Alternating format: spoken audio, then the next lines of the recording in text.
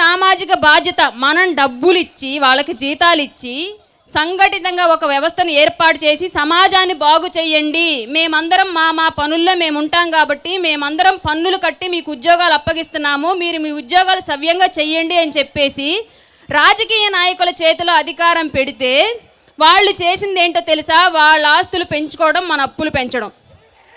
ఎవరికైనా సరైన ఉద్యోగం వచ్చే పరిస్థితి ఆంధ్ర రాష్ట్రంలో ప్రస్తుతం ఉందా? లేదు. మరి ఎంతోమంది వాళ్ళ ఉద్యోగాన్ని వాళ్ళు సవ్యంగా నెరవేరుస్తూ ఉంటే రాజకీయ నాయకులకు మాత్రమే ఎందుకు మనం విగ్రహాలు పెడుతున్నాం? వాళ్ళు ఉద్యోగులే కదా, మనందరం వాళ్ళకు ఒక అవకాశం, ఉద్యోగాన్ని అప్పచెప్పి వాళ్ళ కుటుంబాలని బాగు చేసడానికి మనం ఒక అవకాశం కల్పించాం.